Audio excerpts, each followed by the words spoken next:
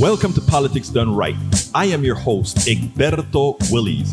This is a progressive program that will take the mystery out of politics.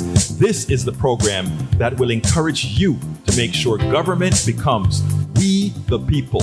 Whether you are liberal, progressive, conservative, or otherwise, you get to air your point of view. We are an independent media outlet that, unlike mainstream media beholden to corporations, we only owe allegiance to you. Remember, you can also send me a tweet at EGBERTOWILLIES. That is at Egberto Willies. Let us engage. It is Politics Done Right. Welcome to Politics Done Right on KPFT 90.1 FM Houston, your community radio station. We have a great program for you today, folks. Who do we have? Senfronia Thompson, Texas House Dean from DC, Seth Davis on American Schism, and Billionaire Space Fraud. Anyway, Representative Senfronia Thompson is the Dean of the Texas House. She is an institution in her own right, and she's fled Texas with her cohort to protect every Texan's vote. Representative Senfronia Thompson took some time out of her busy schedule in Washington, D.C. She gave an interview immediately after completing her interview with Rachel Maddow. Second topic, Rep. Ro Khanna was on point about these billionaire astronauts being parasites to us all, and it is much deeper and exploitative. MSNBC Hallie Jackson got one dissenter from the gullible and programmed euphoria surrounding newly minted billionaire astronaut Jeff Bezos and his Blue Origin team successful 10-minute round trip to space. Democratic Congressman Ro Khanna nailed it on the head. You got to hear this. Lastly, Seth David Radwell discusses that which ails America as he explains several topics in his book, American Schism, how the two enlightenments hold the secret to healing our nation. The conversation was very enlightening. I think you're going to like that. Before we get started, please remember to keep your community radio station, KPFT, in your minds. Talk about it. Tell your friends to tune into 90.1 FM Houston or listen at kpft.org. Likewise, keep our 100,000 watt station that covers the entire Southeast Texas on air, and do help us get that new backup generator by donating what you can afford to our website at kpft.org. Please remember, you can get Politics Done Right Mondays through Fridays on Facebook Live at facebook.com/politicsdoneright or on YouTube Live at politicsdoneright.com/YouTube. Please do not forget to follow me on Twitter for updates. My handle is at Egberto Willies, at EGBERTOWILLIES.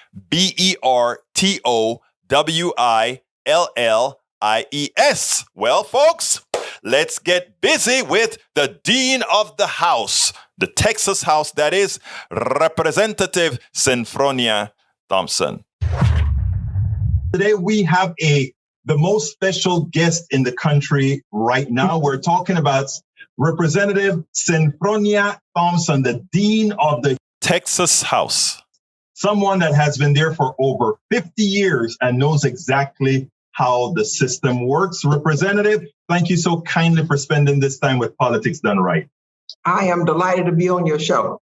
Well, let me tell you something. This is important because I don't know if America knows the severity of what we're talking about.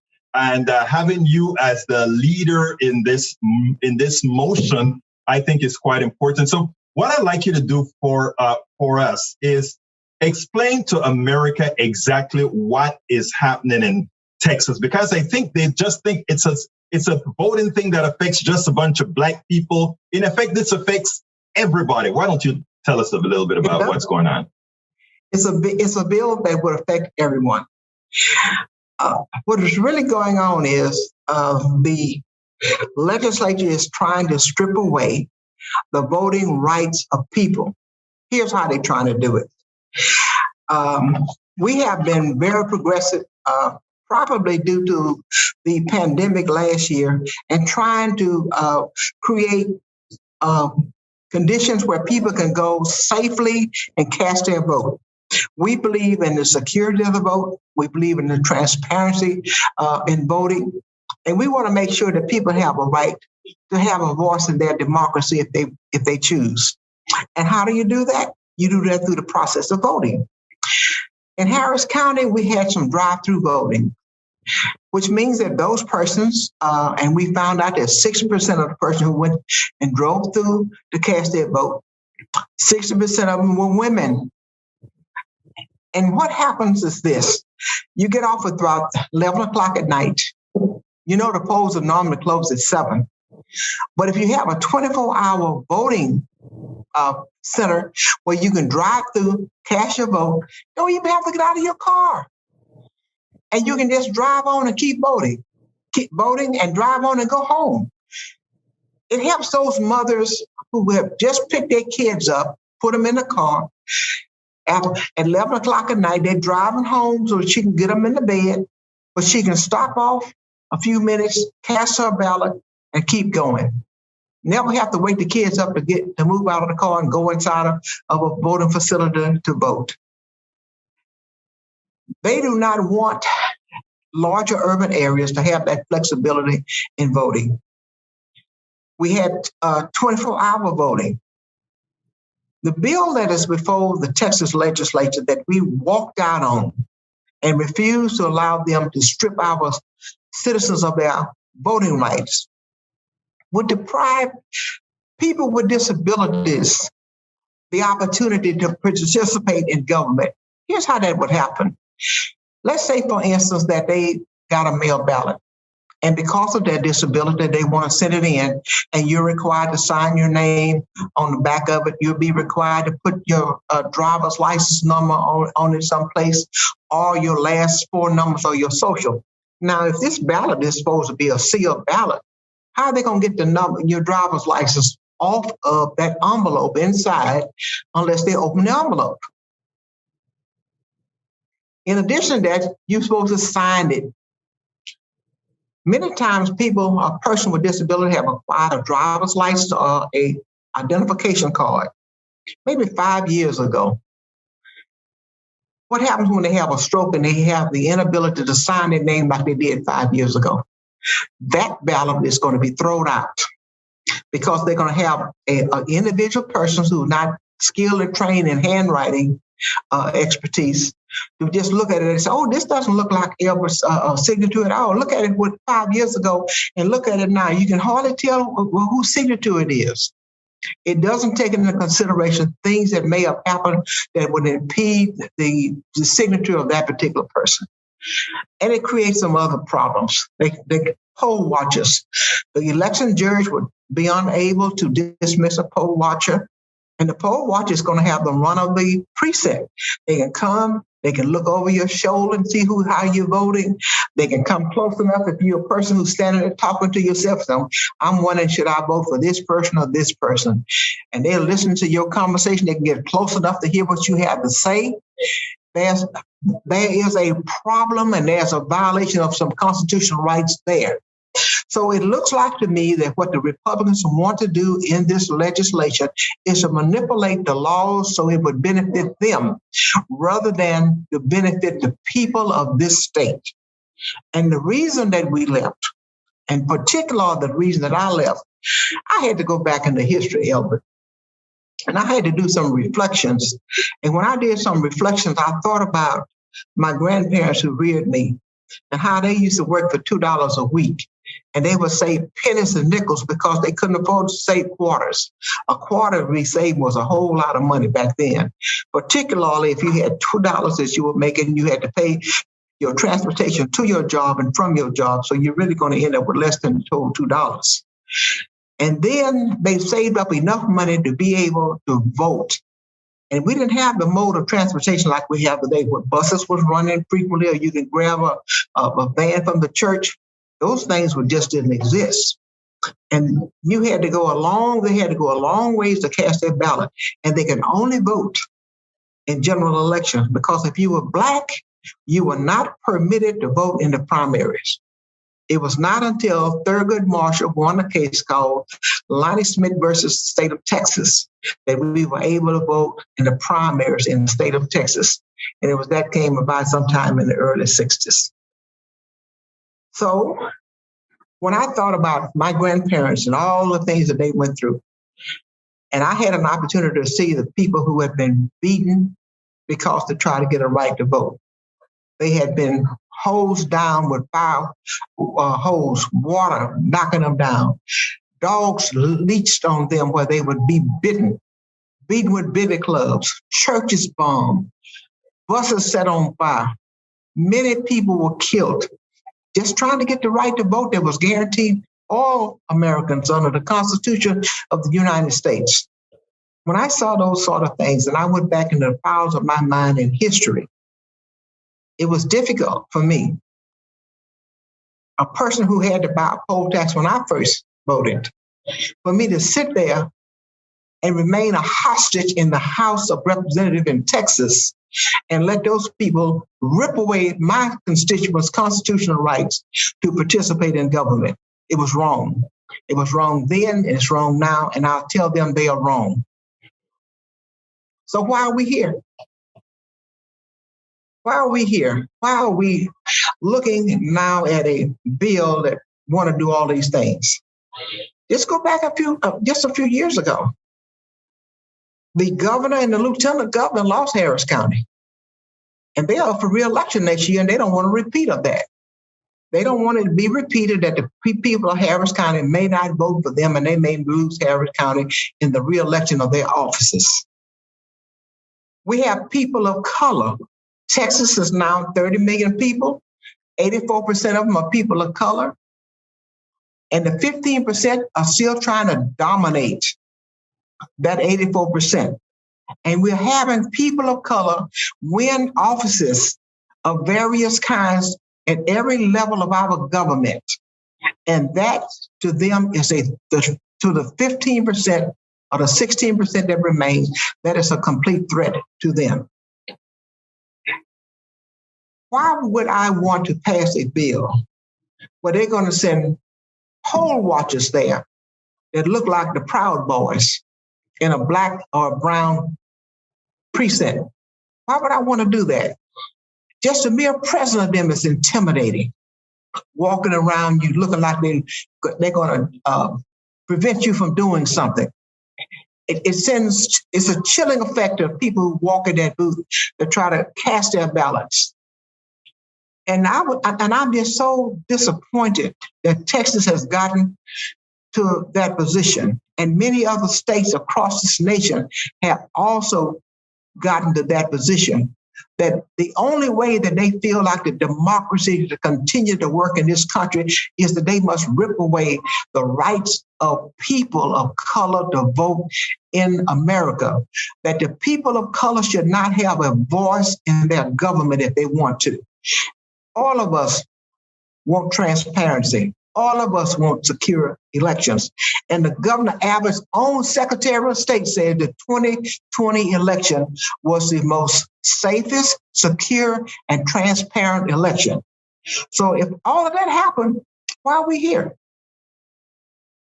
Exactly. What's interesting, Representative, is that same Attorney General Ken Paxton went on conservative TV and said that had it not been for him suppressing the vote in Harris County, Donald Trump would have lost the election in Texas.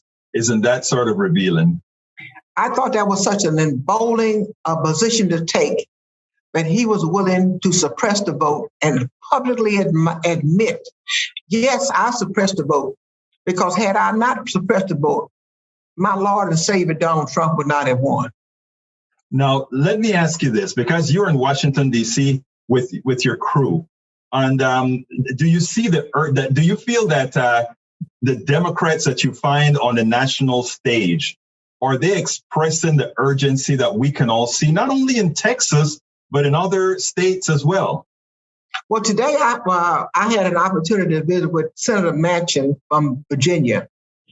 And we could have had a nicer person to visit with, a person who was seemed to be quite understanding of our plight. And he allowed us to talk to him about what is actually happening to us here in Texas. He allowed us to tell him. He listened to what we had to say. And he didn't say it to us. He said, I thought you all were going to walk in here and talk to me about the filibuster. Well, we're all politicians. We know sometimes you have to work with people across the aisle. And sometimes you feel like that maybe, you give them another lease on life in order to come around to what you believe would be the right approach for them to take. And we said, no, we want to talk to you about what our plight is and how you believe that you can help us. And in the end of the conversation, we talked about the Voters' Rights Act that was knocked down in the Shelby versus Alabama case in 2013. We talked about the new case that the Roberts Court just ruled upon, where they literally killed all aspects of the Voters' Rights Act. VR4 and VR2, right? Pardon me? VR4 and VR2. Yes, absolutely. And we told him about the need of those provisions being back in law. And then he went through an enumeration of years, and he showed us that he didn't understand it because the Congress had almost unanimously voted year after year after year in an effort to be able to reauthorize the Voting Rights Act. And he couldn't understand why there was such a withdrawal from that position after they had voted for it during the time of President George W. Bush in 2007. Right, the reauthorization. Yes. And so he says, we talked about guardrails that he want to put on there, the bill making the national holiday for voting at the federal level. And we talk about him reinstituting, particularly for the state of Texas, the Voters' Rights Act, and how we felt like that Voters' Rights Act would be a protection for people to have a right to vote, who were eligible to vote, to have a say in their government if they decided that they wanted to do that. So we had, I believe, what I would have considered a very meaningful conversation with him today. Now let's get to one last thing, and that is the practicality of what you're actually doing now. The session will end in about 3 weeks. In 3 weeks, I imagine everybody will be returning to Texas, after which the governor would immediately have another session. Will you all then go to that other session, or will you? Well, I know you can't really tell a strategy, but will you? Would you likely, given that you have some assurances on the federal level, would you likely go ahead and just let the bill pass? I know every Democrat will vote no on the bill, but let it pass, knowing that all the laws that are being passed that are voter oppressive laws will actually be rendered moot by the federal side? Okay, let me uncouple those three questions that you asked me. First of all, we don't know at what time that the federal law would be passed if one is passed.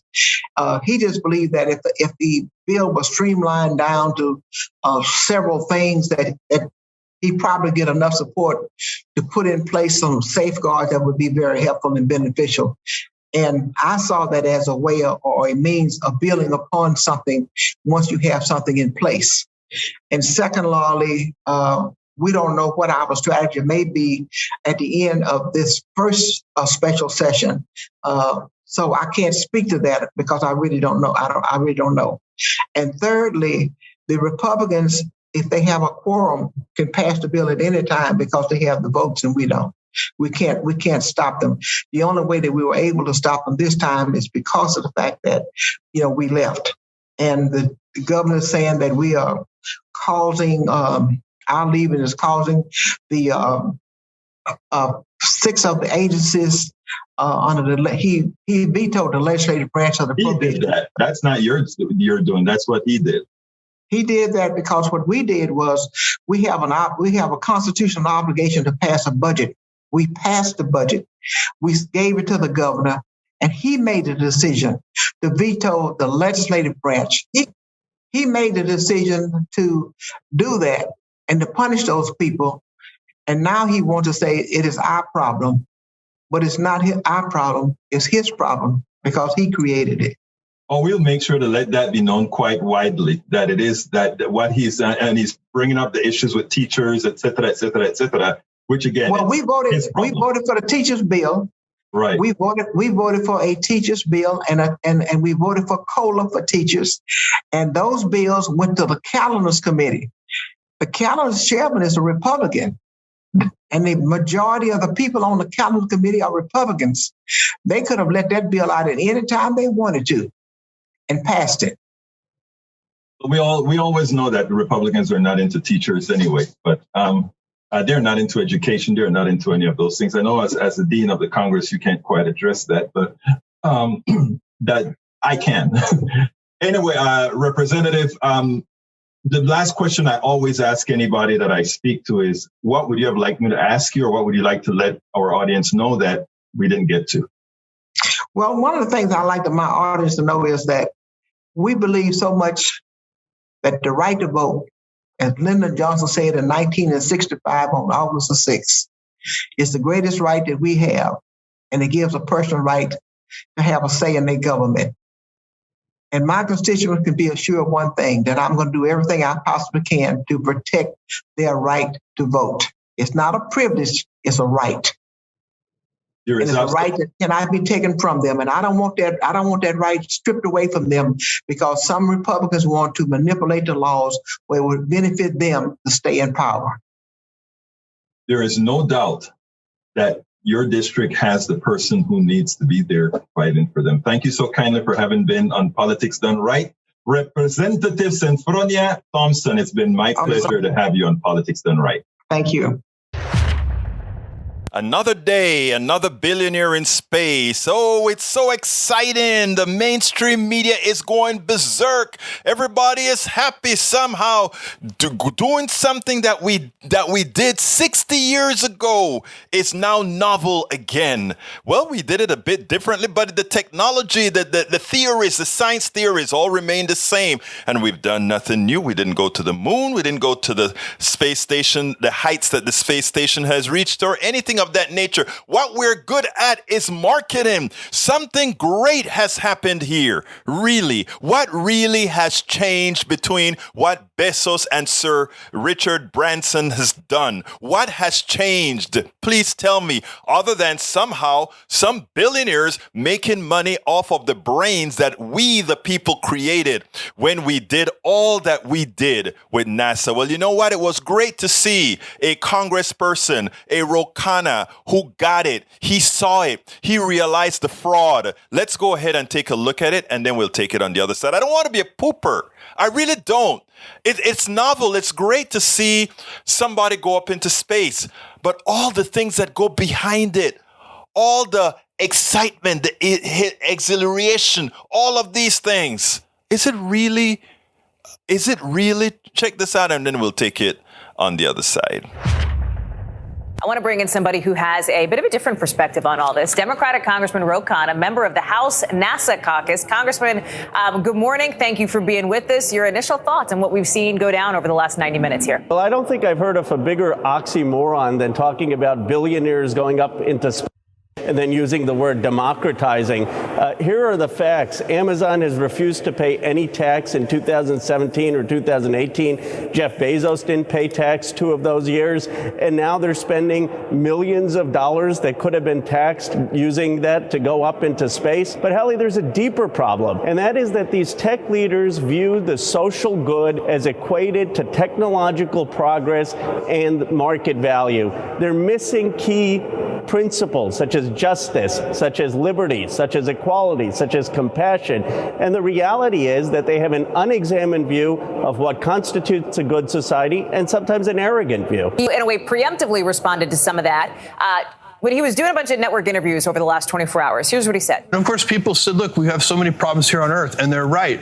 And we need to do both. And we've always done both. We need to focus on the here and now, and we need to look to the future. Is there not, Congressman, some degree of scientific value, some degree of overall benefit coming out of these missions? Yes, of course. But who's Jeff Bezos to decide? Why does he get to decide what the right balance is between taking care of homeless individuals, between helping people with STEM education, between making science and astronauts more inclusive, and having private missions into space? I mean, what's offensive is that he thinks that a few people like him get to make these societal decisions. No, we live in a democracy. Democracies get to decide the balance. Let me share with you a bit of the libertarian perspective here from Reason Magazine. An op-ed responds pretty directly to the criticism that you're making, writing, the irony is that NASA takes our money to finance a space program that no ordinary citizen could ever hope to access.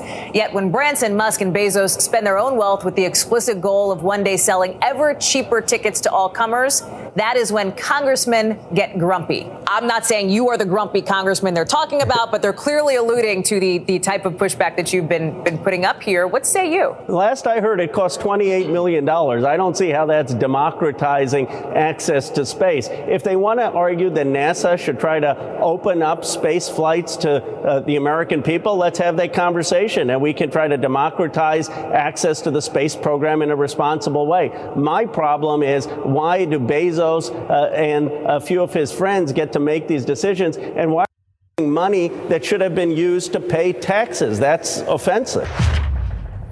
Absolutely offensive. You know, after I saw the launch, I really got upset. I was sitting down there, I was talking to my wife and saying, I can't believe the hoopla they're making out of this stuff. It's so we're so gullible, you know? And here's what I said. I said, pooper alert. As the media launch, this is what I wrote a Twitter chain, and this is what I said. Pooper alert. As the media teaches us how to hyperventilate with excitement over something we did 60 years ago with taxpayer dollars, I cannot help but get upset with our programmed gullibility. Note that Blue Origin and Virgin Galactic were privy to the technology we all developed. All enhancements to our composite knowledge that should be in the public domain are now the property of these private companies to be used at their will and for the profit of the few millionaires and billionaires. Let us be clear. Virgin Galactic reached around 53 miles up there, and Blue Origin reached around 65 miles. The space station that has been flying for decades with public dollars is orbiting the Earth at 240 miles or so.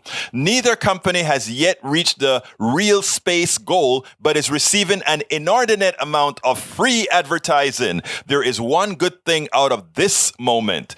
A wrong has been righted. After doing the work, Wally Funk found out NASA was not sending women to space. At 83, she got her opportunity to at least cross the Kármán line into space. So of all this hoopla that goes on, the only good thing that I see out of this is that somebody that was denied access to space because of her gender was able to go up there and prove that, yes, I did it after all because I was one of the first and denied. But as far as technological advancements, all of this could have been done under the domain of NASA, where we, the people, would have maintained all of the technology that we originally developed in the first place. But now what we're doing is, they talk about democratizing space. No, they're making the ownership of travel to space belong to El Señor Bezos, Richard Branson, and those other private companies who will hold the technological rights to these things that are built on the technology we, all the people, created. You know, Stephanie Ruhle, I love Stephanie Ruhle. I love what she stands for. I love the way she does her news, etc., because she's usually honest. But even she got caught up into the hoopla where she said, this is a proof of American exceptionalism. I said, absolutely not. How could this be the proof of American exceptionalism? exceptionalists. This isn't something that we, the people, are doing. This is something that Jeff Bezos and others are doing to make a buck, not to make America better. They're only doing this to make a buck. When we talk about real space travel, we're supposed to be talking about the integral America. So this is what I tweeted to her. Stephanie Rule, love your great reporting and vibrancy, but Blue Origin's achievement of the already achieved is not American exceptionalism. It is gullibility. If billionaires paid their taxes, NASA would do this work where the intellectual property is all ours, as opposed to us building the foundation, and then after we take the risk out of building the foundation, we get parasites that come and build something as if it's new. The other part of the parasitic industry saying, hey, look at the great things they've done. You know what, guys? They hadn't even made it into orbit. We have a space station technology, which I also worked on. I worked on some of the software on space station. But we have technology out there right now, old technology that is orbiting the Earth thousands of times since it was placed up there. And we get a couple of guys who barely touch space, and they get all the attention for being billionaires and doing something with the technology we created, and they're going to keep all the enhancements for themselves and charge a few more dollars to millionaires to get some flights. And you know what? Ultimately, we do what we always do. We cheer billionaires who use us to raise their or make their billions, and then tell us, if you want to use what you have created, you got to pay us who've created nothing to do it. We have a very special guest. Seth David Radwell is the author of American Schism and an international known business executive and thought leader in consumer marketing. He previously served as president of eScholastic, the digital arm of the global children's publishing and education company, and as president of Bookspan Bertelsmann, where he developed book clubs for diverse readership, Black Expressions, and Mosaico, in addition to overseeing all editorial, marketing, media, and digital functions for many other iconic brands. He holds a master's degree in public policy for the Kennedy School of Government, Harvard University, and Bachelor of Arts degree summa cum laude from Columbia University. He currently divides his time between New York, Los Angeles, and Paris. How you doing today, Senor Seth? I am thrilled to be with you here, and I'm doing very well. Thank you so much for having me. Well, look, I'm look, just the title of the book, man, American Schism. Come on. You have to like it. But anyhow, you talk about there being two Americas. What are we talking about? Because we know that. But a lot of Americans, a lot of people want to kind of say that that's not a reality. Explain. Well, so of course, there is a tremendous American divide today, as we all know. But I feel that the current dialogue and the current approach to understanding it is actually misinformed, because we're caught in two bubbles. I mean, one we hear about all the time, Egberto, is our partisan bubble, that we're getting news from one source, and there's no more kind of Walter Cronkite news that's objective. But there's another bubble. The other bubble is a time bubble. We think that was so unique, but the truth is that the political divisions in this country are not new. They've existed for our entire history. So my mission on this research project was to do an investigative tracing, to take our divide and understand it back from the founding of the country and how it's evolved over the centuries. And that's exactly what I did in American Schism. I go back to the founding, where there was a major disagreement, a kind of a break in views between two Enlightenment schools, what I call the moderate Enlightenment and the radical Enlightenment. And I'll tell you more about that in a minute. The point being is that the antecedents for what we see today, the rancor and the acrimony, go back to our founding. And unless we understand their chronological history and their evolution, we're not going to be able to make progress at getting to solutions. And, I'm so glad to hear somebody say that. Our problems are all that makes up what makes America began at the beginning. Oh, great. We just realized that all this began at the beginning. Now, you said something interesting. You said the Declaration of Independence was radical, but yes, the Constitution was moderate. Now, here's the deal. I agree with that. I wonder if I agree with it for the same reason you do. So explain.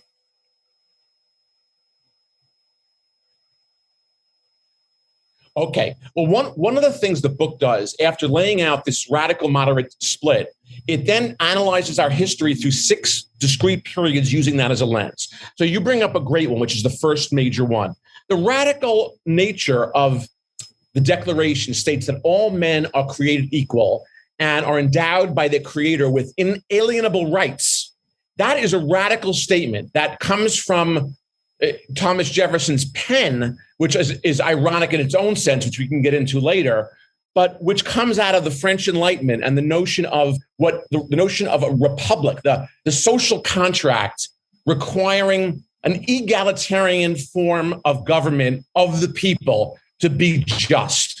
So there are 2 main differences with the radicals and the moderates, to make it easy. One is that the radicals believed in an egalitarian representative democracy as the sole legitimate form of government. And the second thing is that the radicals believed there needed to be a strong separation between church and state. They documented how the church for centuries had colluded with the monarchy to keep the people oppressed. Whereas the moderates, people like Alexander Hamilton and John Adams, were very much aristocratic Republicans. So that's the crux of the difference. So to answer your question, the Declaration is quite radical. So what happened between 1776 and 1787? And that's an entire chapter of American Schism. Why was it that all of a sudden that things became so moderate and we had to compromise to keep the southern colonies involved and do crazy things like what would seem absurd today, like calling African Americans 3/5 of a person? How did we make those compromises? And the answer to that question is that declaring independence from Britain and stating bold ideals is one thing. Building a country with real solutions and a complex system of government that had the ability to raise taxes, pay for the war, develop a foreign policy, all of that complexity. As we say, the devil is in the details. That complexity required an incredible amount of what's today a dirty word, compromise. And so James Madison and many others literally compromised between what became the Federalists and the Republicans on these 2 alternate models. And we ended up with a compromise that of course was, as Lincoln has told us almost 100 years later, didn't do justice to the creed of the Declaration. Remember, he said our work is not done, but it was a first attempt, and it was certainly better than the Articles of Confederation. So in summary, to answer your question, I think there was a need for practical solutions that required compromise. And so people that were problem solvers, geniuses like Alexander Hamilton, who could run the country, they put solutions in place that would actually work. Now, when does compromise become capitulation? That is one of the most incredible questions. And I'm so glad you brought that up, because clearly, if you look at our history, we have examples when compromise has really worked. And I could talk about one that's really very, very important right now. But in the case of African Americans and Native Americans, I would say compromises have really fell short. Those are some of the areas where, what American Schism does after going through this history, it boils down the key questions that are really foundational from all the stuff you hear today to 3 things. And one of them is, do we truly believe in a government bottom up of the people? And if the answer to that question is yes, and by the way, I think there are many people in the Republican What do you Party think the answer? Wait, what do you think the answer is? I think it's the only form of government that's epistemologically superior. What do I mean by that? It's a form of government where we can learn. In other words, in an autocracy, which of course the world is moving towards, decisions are handed down from above, and people have to live with it. But the radical enlighteners, especially the French radical enlighteners, understood that the true meaning of the Enlightenment was the capacity of the individual. and the education of the individual. Democracy is the only form of government that allows humans to use their God-given capacities of empirical observation and reason to come to solutions. So it is a superior form. I want to stop you in a second here because, and this may be part of your book, maybe not a part of your book, because I think, first of all, I think this discussion is actually great. We talk about the problems beginning from the inception of the country, from the founding of the country, radicalism versus moderate, etc. And I asked you the question as far as when does compromise become capitulation? Because as you rightly pointed out, that as far as natives are concerned, as far as blacks are concerned, as far as Chinese is concerned, everybody could make a compromise on the lives of those. That's where compromise were made. The question I think it's essential for us to ask is, isn't it then maybe the hypocrisy of the initial that allows us to be where we're at today? True or false? That's a tough one. I would say false in the following sense. There's always hypocrisy, so I'm not denying that. But what I'm trying to do in the American Schism, Humberto, is take a longer term perspective. You know, the U.S., the country has been built on disagreements. We can disagree as long as we're having a rational argument based on facts and truth. And that's what made me write this book and leave my business career put it on hiatus, if you will, was I could not tolerate, it was bad enough to tolerate how our political discourse had collapsed, but I couldn't tolerate the assault on truth, how objective truth has disappeared. And so I'm trying to bring this back to your question, because I think there's been hypocrisy, there's been compromises, but over the long haul, we have made progress. And what drives me crazy about the right, or the far right for sure, and other elements of the established right, is this notion of spreading what are basically lies, of not believing in facts.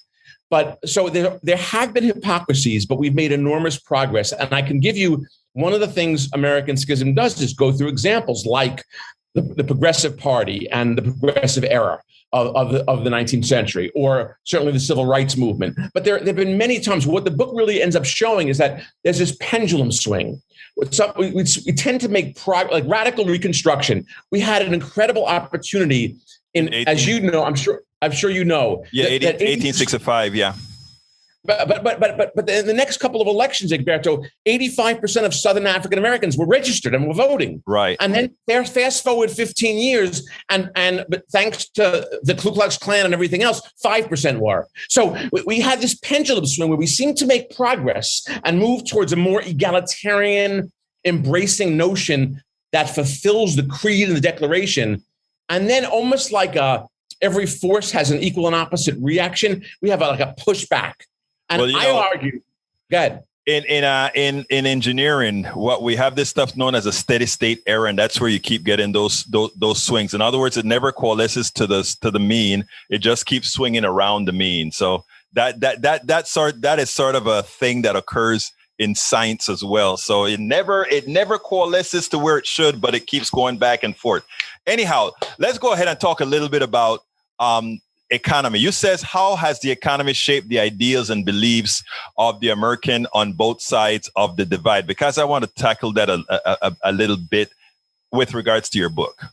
Well, so it's the social and political analysis, if you will, of these two different sides and how they fought with each other and contended cannot be looked at without understanding the economics behind it. They're fundamental.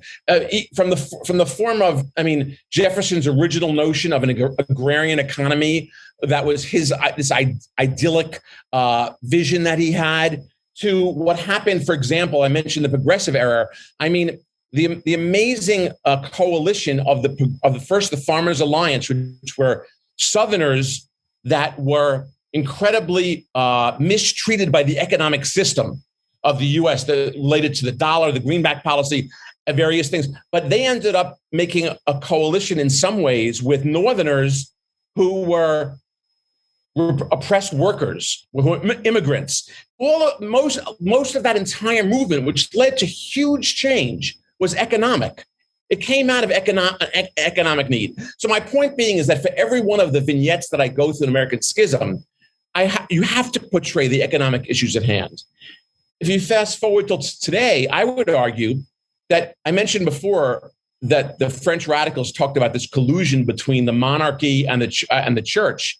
We've had a collusion in this country since Billy Graham between the Conservative Party and evangelicalism. Yeah. It's a similar collusion where, for economic reasons, conservatives hold their nose and get on board for their own self-interest. And at this point, we're for all intents and purposes, we're a plutocracy run by the rich, right? So they get on board with evangelicals because, ask yourself this question, Egberto. How did Donald Trump get all those 81 million people to vote against their self-interest by supporting the tax plan, which of course benefited his tax plan?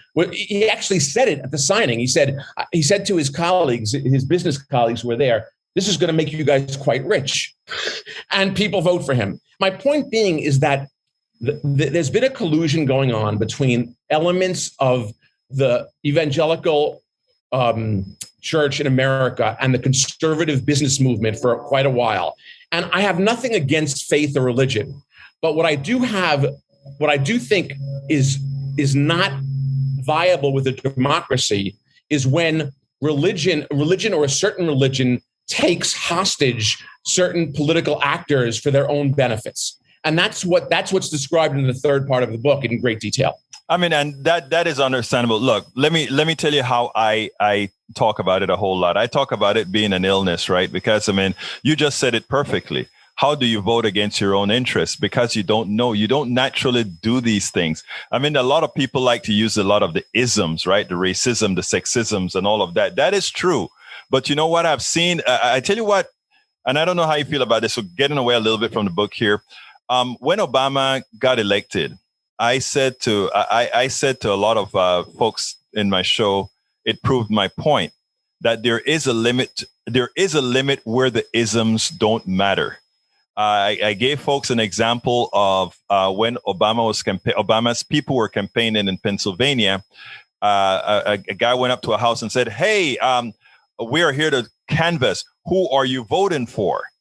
And the wife turns around to the guy. I don't know why she thought she had to do that, but she turned around to the guy and said, "Honey, who are we voting for?" And he turns around and he says, "We are voting for the N guy." You get my point. And the point being, at that point, his economic necessities, went above his racism.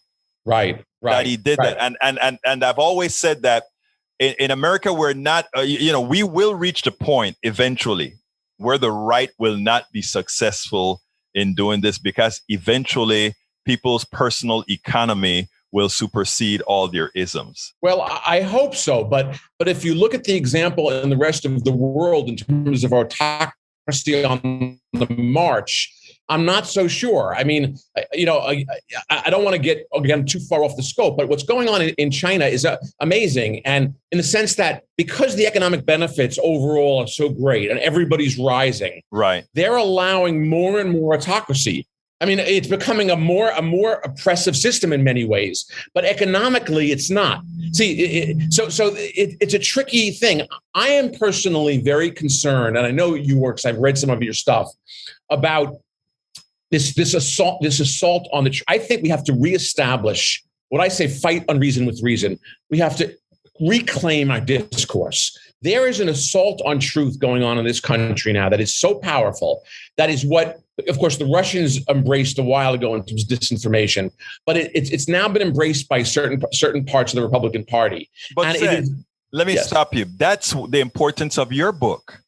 Because remember what I just said, right? What I just said is, I think in the long run, people are going to be like that guy with Obama. But what's going to give them the impetus to do that are people like yourself, your book, having the baseline. I always talk to people about planting seeds, not wanting them to change today, right, but planting seeds so that when the time comes, they will have that building block on which to change. So I love that you said that, Egberto, because here's why.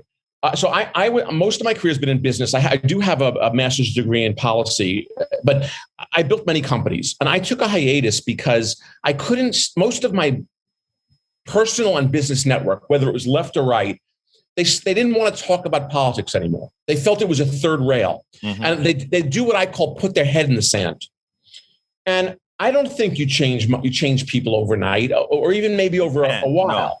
No. But I think you cannot avoid discussing in a rational way and respectful way issues, especially with the young, because young people cannot take democracy for granted. So I wrote this book to start this movement bottom up of fighting unreason with reason. I think we have to reclaim our democracy, because without objective truth and rational debate, democracy is doomed. I agree with you 100%. I was surprised that Donald Trump got 75 million votes. In other words, if we had kept Hillary Clinton's level of, if we didn't go on over, when I say we, I'm talking about progressives and Democrats, had overperformed at 81 million, that 75 million that Trump got was even more than what Hillary Clinton got, beating him by 3 million. That's right. How do you explain that? So there's a chapter in the book that, remember I told you about this pendulum back and forth. Right. In some ways, it looks at the Trump era as a pendulum pushed back from the Obama era. But Trump was a master demagogue. And if you look across history, what demagogues do is they figure out how to push buttons that incite rage and fear. I mean, this is not, this has been going on with demagogues for history. Trump was a master at that. Now, he didn't create the rage. That had been building for years. And the book talks about that as well. But he was a master of unleashing the rage. And that's why he developed such a cult-like following. So the answer to your question is, he's created a whole movement that denies truth. Let me give you an example. I was sitting downstairs with one of my neighbors who I hadn't seen in a while because I was away. And I was talking to him and I said, I just got the vaccine. That's why I'm traveling again. I'm really comfortable. And I said to him, what about you? Did you get vaccinated? And he said to me, are you kidding me? I'm not going to get that vaccine. Now, I'm not saying that there are some good reasons maybe people don't want to get vaccinated. But with one sentence, he showed me that he was part of this cult of denying that we have a virus that is claimed how many American lives? 600,000? 606,000. Okay. So like, that's what I mean about living in reality. What I call in the book, I call it this lay postmodernism. The foundation of the Enlightenment was all about objective truth. And then that was the prevalent model of the world until 50 years ago, when the Reconstructionists, the postmodern movement said everything is relative.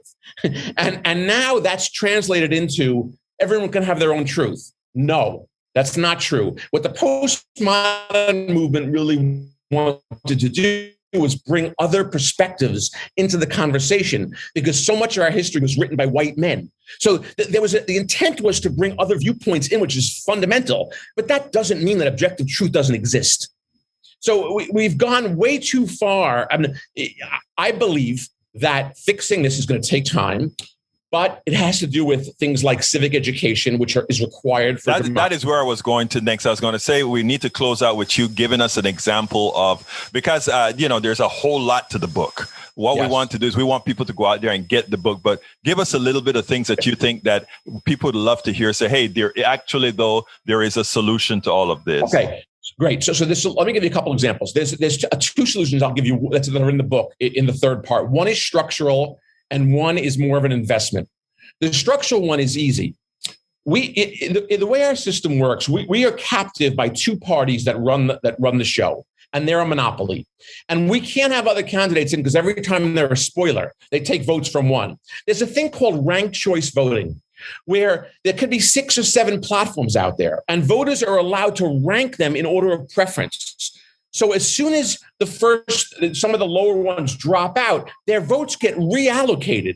And all of a sudden, third parties are not spoilers. Mm-hmm. This is a structural thing that has been shown to it's more democratic in many ways. So that's a structural thing that I go into in some detail in the book. Let me give you one which less structural and more about priorities.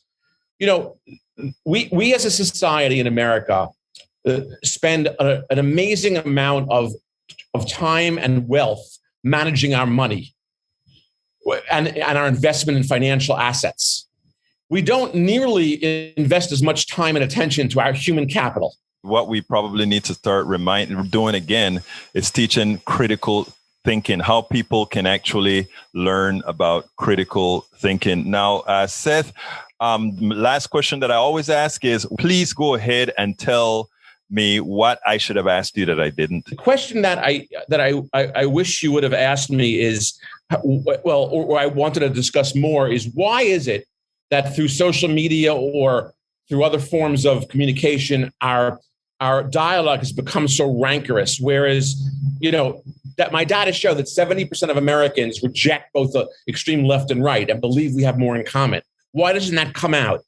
And the answer is, we are now, the human species over millennia of evolution have these amygdala-driven knee-jerk reactions based on fear and anger, and those things are important. They get endorphins going. If Egberto, we all know this because if you're in a sports arena, we know how good it feels to be with the in-group and attack the out-group. It feels wonderful. That's a wonderful thing for a football game. It's no way to conduct public policy. And so that when I say our entire approach to this Twitter storm is wrong and it's misguided, and we have to say enough is enough. And I'm calling on my professional colleagues with Fight on Reason, with Reason, to embrace American Schism as a platform of rejecting the dialogue today and starting it fresh. Seth David Radwell, author of American Schism, thank you so kindly for having been on Politics Done Right.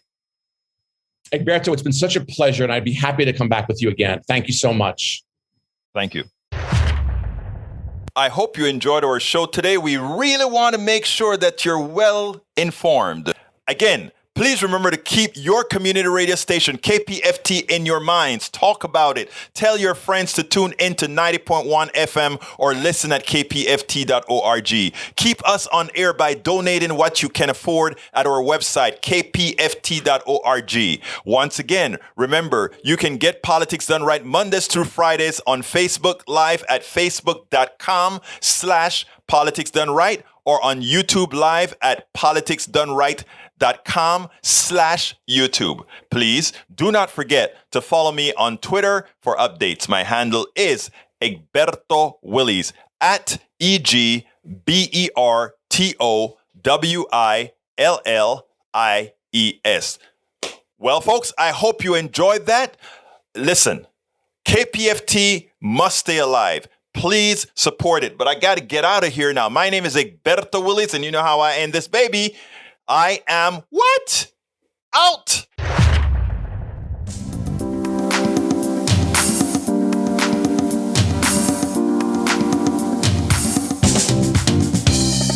Welcome to Politics Done Right. I am your host, Egberto Willies. This is a progressive program that will take the mystery out of politics. This is the program that will encourage you to make sure government becomes we the people. Whether you are liberal, progressive, conservative, or otherwise, you get to air your point of view. We are an independent media outlet that, unlike mainstream media beholden to corporations, we only owe allegiance to you.